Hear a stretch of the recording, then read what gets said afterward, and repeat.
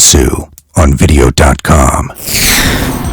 Desert Hawks RC Club presents the 34th London Bridge Seaplane Classic from Lake Havasu City, Arizona.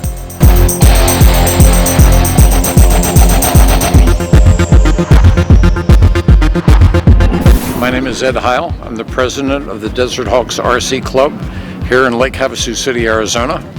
And today we're starting our 34th annual London Bridge Seaplane Classic.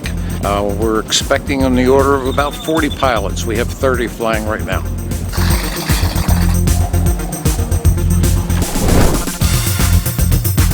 This is one of the original planes flown in the Schneider Cup reenactments in 1989, 1990, 91, and 92 here in Lake Havasu City. And this is owned by a gentleman named Bob Heickamp. And he was 1989 Schneider Cup winner. And these are scale airplanes, 1/3 scale, very, very complex in making sure that everything is the same as the real airplane. The Schneider Cup itself was started in 1913 and went up into the 30s. And each country had a entry into the Schneider Cup, except for a couple of times when the war was going and things like that. That airplane right there is the Army's entry Schneider Cup, flown by Jimmy Doolittle, who was a very, very famous Army pilot. The RC simulator is in a number of different airfields, and you've got a controller similar to a standard RC controller. You can pick all kinds of different airplanes. The nice thing is that when you crash, it doesn't cost you a lot of money. You just hit the reset button, and we get to start over.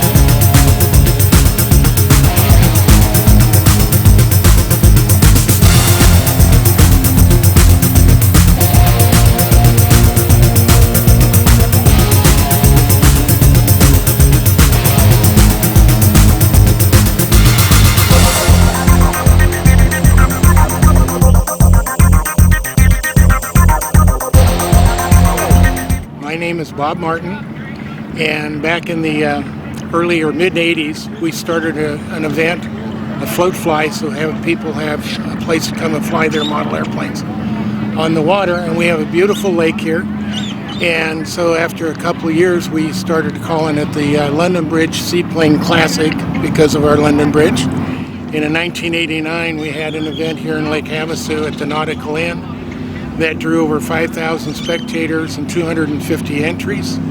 And we were written up in every magazine, model magazine, in the United States, including Forbes magazine. We have an opportunity with no other airplanes in the sky to let some of the best pilots in America fly their airplanes. One of those gentlemen is named Dave Sullivan, and he's got this large, I'm saying 8, 9, 10-foot wingspan airplane that he goes up and he does all kinds of 3D aerobatics, and he'll back the airplane down so the rudder's almost touching the water, and then he goes back up again, and it's just a heck of a good show.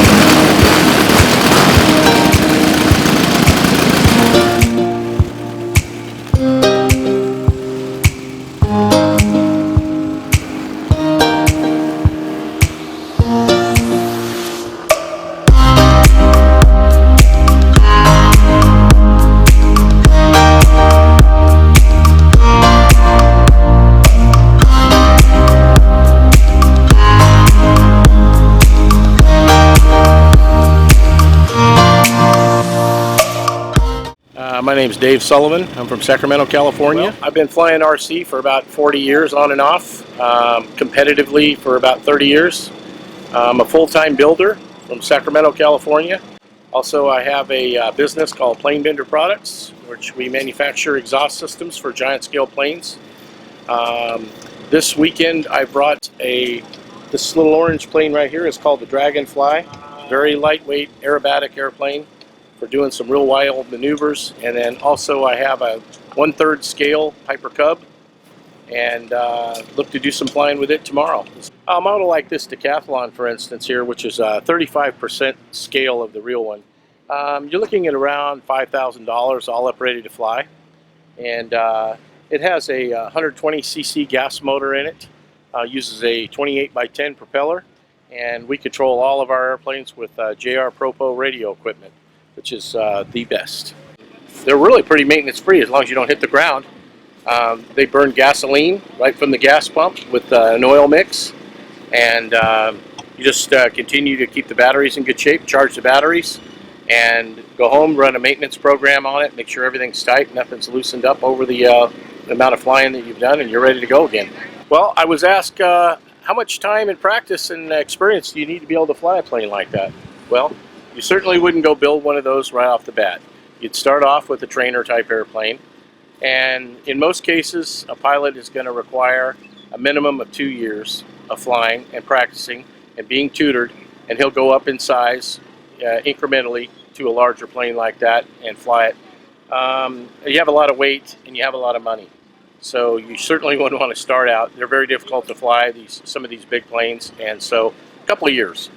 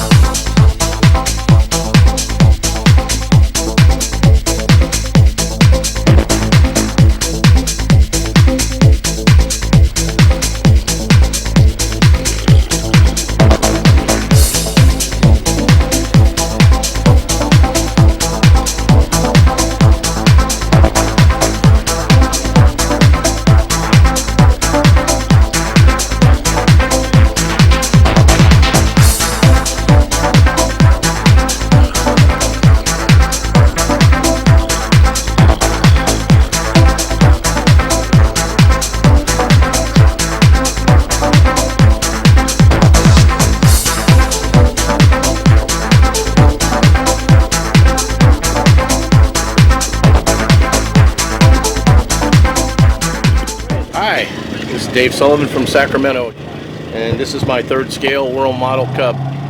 It is a 1/3 scale, 33% Piper Cub, made by World Models, weighs about 35 pounds. To build a plane like this here, for an average modeler, probably looking at about 3 to 4 weeks to put together.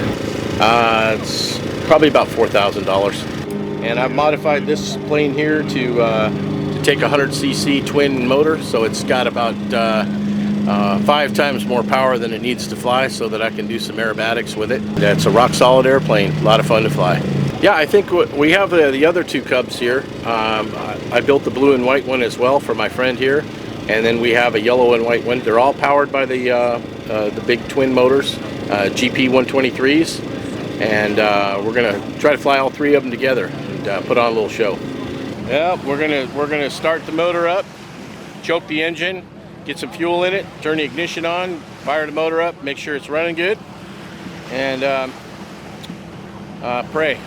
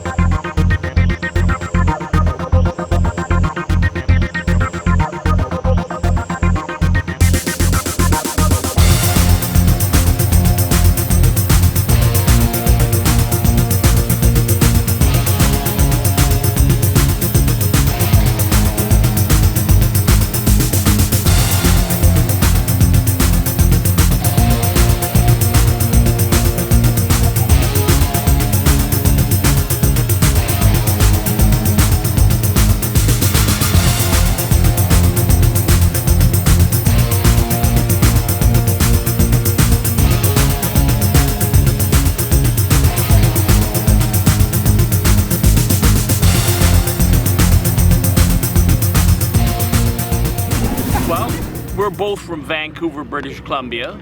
We saw them advertise the planes in the little local paper. Good fun to come and watch, have a look around. It's a nice day, hard to beat. In this sport, there are sometimes mishaps, which can be dramatic as well as costly. Here are a few examples. So that was a Delta Wing foam plane, and they were doing a 3-ship demo, and first plane to take off crashed. So that happens in RC. Oh well.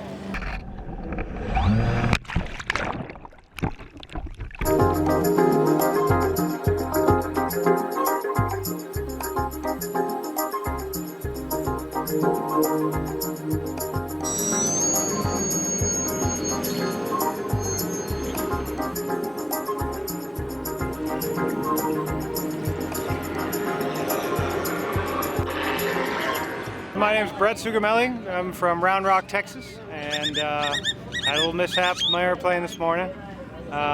In fact, the main problem was I had the wrong switch flipped on my radio.